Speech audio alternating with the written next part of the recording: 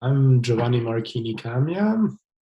I'm the co-publisher of the Fireflies Press, an independent publishing house specializing in cinema. And one of the books we published was Memoria, about the new film by Apichatpong Weerasethakul, for which I got involved first by writing a diary from the set. I followed the shoot in Colombia and wrote a daily diary. And then afterwards, with a team of three others, we got together and made a book from both my diary and all the material that Apichatpong gave us. The plot is very simple. It's a woman named Jessica, played by Tilda Swinton. She wakes up in the first scene and from a bang noise that wakes her up, and this mysterious bang noise reoccurs at various moments, and it kind of leads her on a quest to find out what this noise is. She's a Scottish woman and an expat living in Colombia, so there's this element of the outsider, and yeah, her quest runs in parallel with her experiencing the country, and it leads her to this village Pijao and to meeting a person who might be able to explain the origin of this bang noise. You are with this character of Jessica the entire time, and you really feel through her and experience along with her. So I feel it's much more important, the experience of watching the film, than the actual plot. And I went to Colombia for 2 months and followed the shoot there and took notes from the shoot.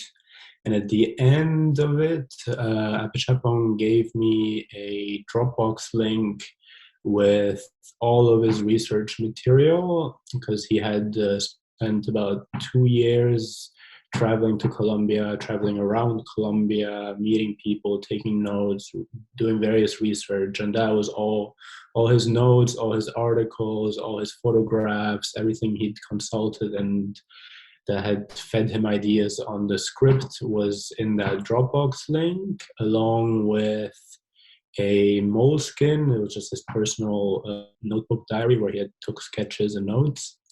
The shooting scripts, so the script he had with him on the set with his notes scribbled on top, and the storyboard. And yeah, all this material he gave to us gave us full trust to make a book out of it without any particular direction of what the book should entail. So I got together with a team of three, which are Annabelle, who's my co-publisher on Fireflies Press. There's James, who did the art direction on the book and on all the previous publications that we had made as well.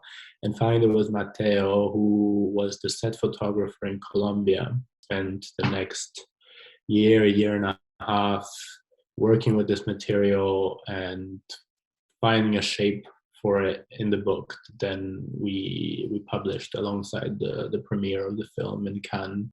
Our idea behind the book was that it could stand alone as an independent object and work as a complement to the film. Obviously, it's incredibly enriched by the experience of watching the film, but we conceived and built the book in a way that it has its own internal logic and its own narrative that can work by itself.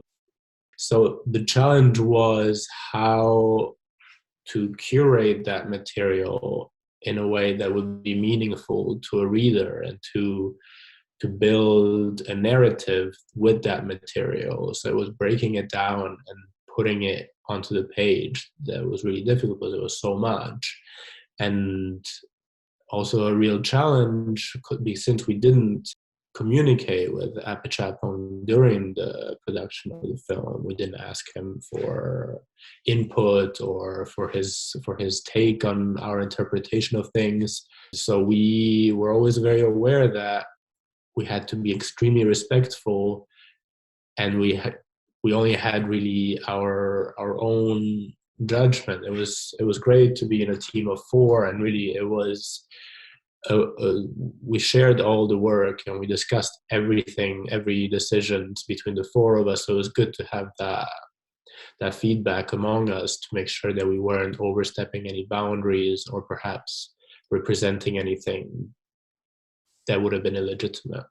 I'm certainly biased, but I think it's an amazing film. I've seen it now 3 times in the cinema, and it's just such a singular experience.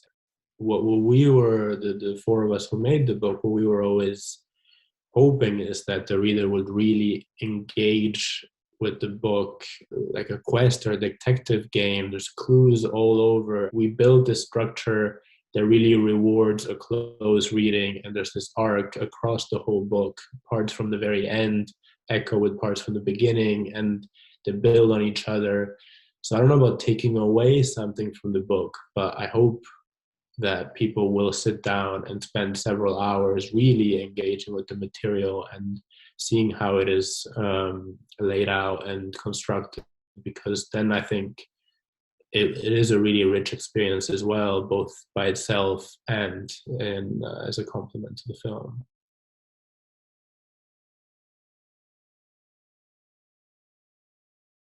It's like a rumble from the core of the earth. Bang! This is probably 6,000 years old.